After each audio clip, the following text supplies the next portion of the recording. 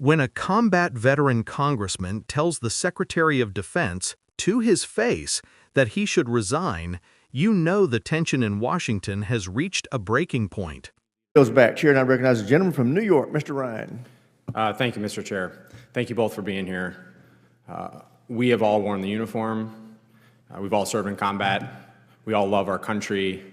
We all revere our troops. And I really want to speak with you both, not as partisans, but as patriots. And I want to talk specifically about the events at Fort Bragg the other day. General Kane, I want to start with you. As a junior officer, were you ever required to make a pledge of political loyalty? Yes or no? Sir, as you know, we're an apolitical military, so, no. Thank you. At any time in your 30-plus years of incredibly distinguished service, did you have to make a pledge of partisan or political loyalty? No, sir.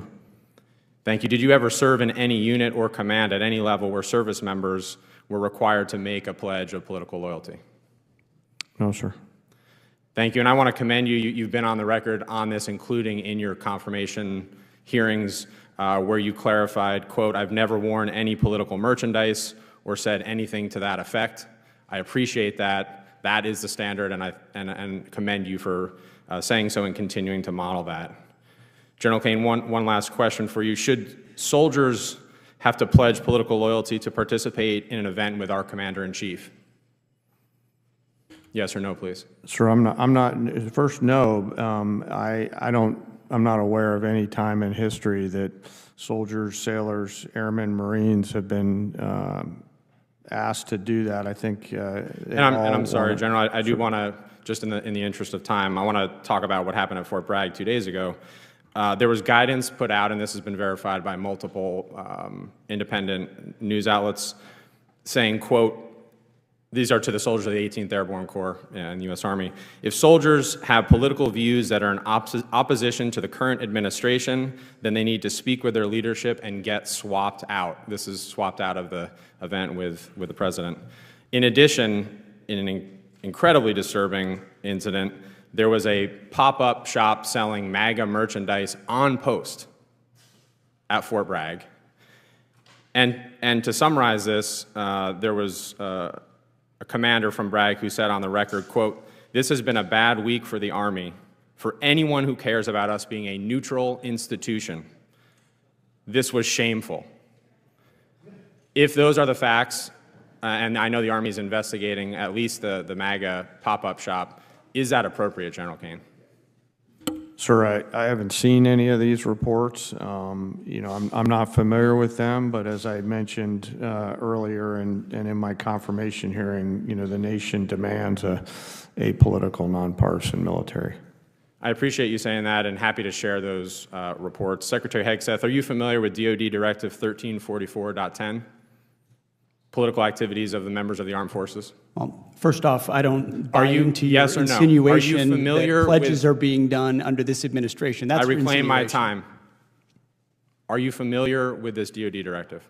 There's never one time in my service or in this Mr. Defense Secretary, Department. will you please answer I'm answering your these question questions? where politics has been considered for service members. Are you familiar with this directive? Yes or no?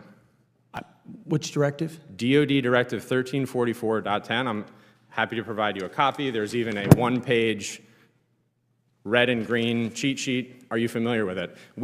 This is the same directive from when we were all in uniform. I'm sure I am. Has anything changed in that directive under your guidance, given what happened 2 days ago at Fort Bragg? Is there a new policy change that we're not aware of? Again, I totally reject your insinuation. Is there a policy change to DoD Directive 1344.10? I know what you're attempting to insinuate, but there's I'll been take no that as a policy no. change and there is no policy. Mr. Secretary, have you ever worn a MAGA hat in front of the troops? I own plenty of MAGA hats, but I don't. Have you ever worn one in front of the troops at an official event? I don't believe so. I don't believe so. Do you think it's appropriate for the President of the United States to wear political merchandise, including a MAGA hat, at official events, including West Point commencement? The Commander-in-Chief Yes or no? Can wear whatever hat he wants, to include the phrase, "Make America Great Again," because I would like to make America great again as well. So you think that's appropriate? The Commander-in-Chief has the right, in front of his troops, to wear whatever he'd like. Okay, I strongly disagree with you. And I urge you both, especially you, General Kane, as we see an increasingly political rhetoric, including from the Secretary, to please, for the good of our troops, this is an incredibly difficult moment, and we need leaders like you to continue to echo the apolitical nature. I have 12 seconds. Mr. Secretary, I don't say this lightly. I have to say this on the record. I think your tenure as Secretary of Defense has been shameful and weak, and you should resign. I yield back. Gentlemen. This was not your typical congressional hearing exchange. It was a reckoning. Congressman Pat Ryan, a West Point graduate and former Army officer, didn't come to play politics. He came as a soldier who felt something sacred was being violated. His tone wasn't partisan, it was patriotic, and that distinction matters. Ryan began by reminding everyone that they had all worn the uniform, all served in combat, and all loved their country. This wasn't about left or right, it was about right and wrong. And that's precisely why his line of questioning hit so hard. He pressed the Army's General Kane with a simple but piercing series of questions. Were you ever asked to make a pledge of political loyalty? Were you ever told you had to align with a president's political views to serve? The answer, again and again, was no. And yet, Ryan laid out disturbing reports from Fort Bragg, one of America's most storied military bases, that suggested something unprecedented. Guidance allegedly telling soldiers that if they disagreed politically with the current administration, they should get swapped out of events with the president.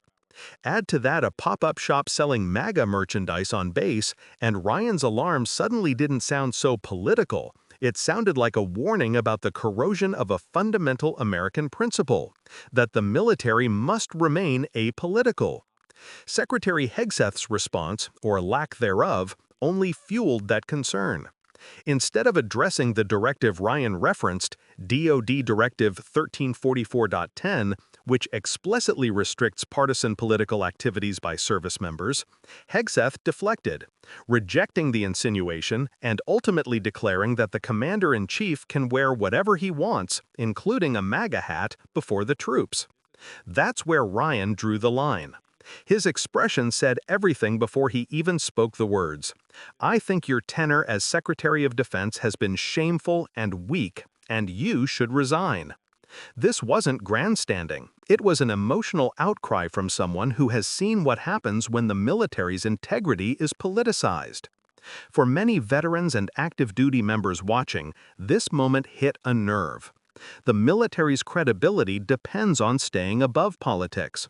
And when even that becomes blurred, it strikes at the core of trust between those who serve and the country they serve. What Ryan voiced wasn't just outrage, it was a plea: keep politics out of the uniform. Because once loyalty becomes partisan, the republic itself becomes fragile.